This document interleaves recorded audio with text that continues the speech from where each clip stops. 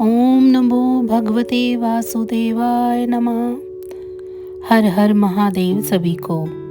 विजया एकादशी का व्रत भी बाकी एकादशियों की तरह बहुत ही चमत्कारी और कल्याणकारी है। इस व्रत को करने से व्यक्ति को विजय प्राप्त होती है। हिंदू धर्म में एकादशी का विशेष महत्व है। एकादशी तिथि भगवान विष्णु को समर्पित है। कहते हैं इस व्रत के करने से भगवान विष्णु का आशीर्वाद मिलता है और मोक्ष की प्राप्ति होती है।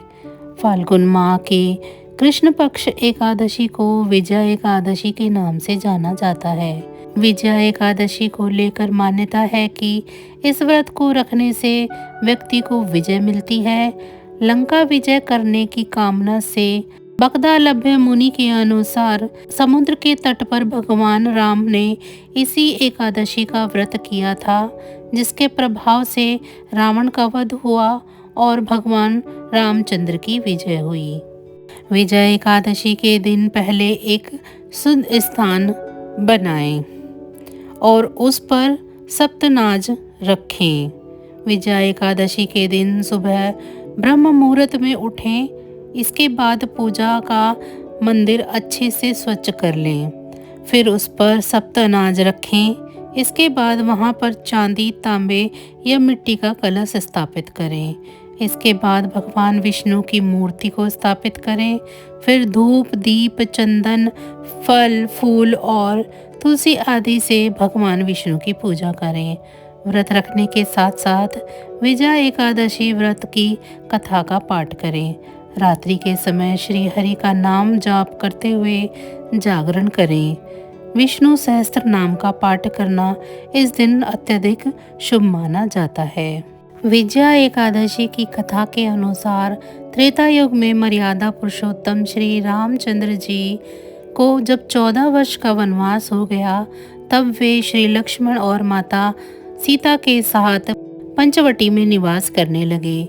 वहां पर दुष्ट रावण ने जब सीता माता का हरण किया, तब इस समाचार से श्री रामचंद्र जी तथा लक्ष्मण अत्यंत व्याकुल हुए और सीता माता की खोज में चल दिए। घूमते घूमते जब वे मरणासन जटायु के पास पहुँचे, तो जटायु उन्हें सीता जी का वृतांत सुनाकर स्वर्गलोक चला गया।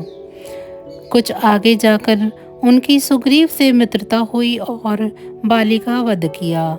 हनुमान जी ने लंका में जाकर सीता का पता लगाया और उनसे श्री रामचंद्र जी और सुग्रीव की मित्रता का वर्णन किया। वहां से लौटकर हनुमान जी ने भगवान राम के पास आकर सब समाचार कहे। श्री रामचंद्र ने वानर सेना सहित सुग्रीव की संपत्ति से लंका को प्रस्थान किया। जब श्री रामचंद्र जी समुद्र के किनारे पहुंचे, तो उन्होंने मगरमच्छ आदि से युक्त उस अगाध समुद्र को देखकर लक्ष्मण जी से कहा कि इस समुद्र को हम किस प्रकार से पार करेंगे। श्री लक्ष्मण ने कहा, हे पुराण पुरुषोत्तम, आप आदि पुरुष हैं, सब कुछ जानते हैं।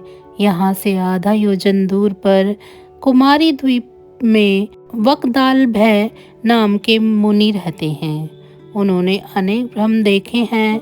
आप उनके पास जाकर इसका उपाय पूछिए। लक्ष्मण जी के इस प्रकार के वचन सुनकर श्री रामचंद्र जी वकदालभय ऋषि के पास गए और उनको प्रणाम करके बैठ गए। मुनि ने भी उनको मनुष्य रूप धारण किए हुए पुराण पुरुषोत्तम समझकर उनसे कहा कि हे राम, आपका यहाँ आना कैसे हुआ। रामचंद्र जी कहने लगे, हे ऋषि, मैं अपनी सेना सहित आया हूँ और राक्षसों को जीतने के लिए लंका जा रहा हूँ। आप कृपा करके समुद्र को पार करने का उपाय बतलाइए। मैं इसी कारण आपके पास आया हूँ। वकदालभय ऋषि बोले, हे राम, फाल्गुन मास के कृष्ण पक्ष की एकादशी का उत्तम व्रत करने से निश्चय ही आपकी विजय होगी। साथ ही आप समुद्र भी अवश्य पार कर लेंगे। हे राम, यदि तुम भी इस व्रत को सेनापतियों सहित करोगे तो तुम्हारी विजय अवश्य होगी। अतः हे राजन, जो कोई मनुष्य विधि पूर्वक इस व्रत को करेगा, दोनों लोक में उसकी अवश्य विजय होगी। श्री ब्रह्मा जी ने नारद जी से कहा कि हे पुत्र, जो कोई इस व्रत के महात्म्य को पढ़ता या सुनता है उसको वाजपेयी यज्ञ का फल प्राप्त होता है। इस तरह रामचंद्र जी ने ऋषि की कथा अनुसार इस व्रत को किया और इसके प्रभाव से दैत्यों पर विजय पाई। तो बस आज की जानकारी इतनी ही थी। फिर मिलेंगे हम आपको ऐसी ही किसी अन्य जानकारी के साथ अगली वीडियो में। अगर आपको हमारी ये जानकारियाँ अच्छी लग रही हैं तो वीडियो को लाइक करें। चैनल को सब्सक्राइब नहीं किया है तो चैनल को सब्सक्राइब कर लें और कमेंट बॉक्स में अपने सुझाव हमें ज़रूर बताएं। इसी के साथ अब मुझे दीजिए इजाज़त। आप सभी का बहुत बहुत धन्यवाद।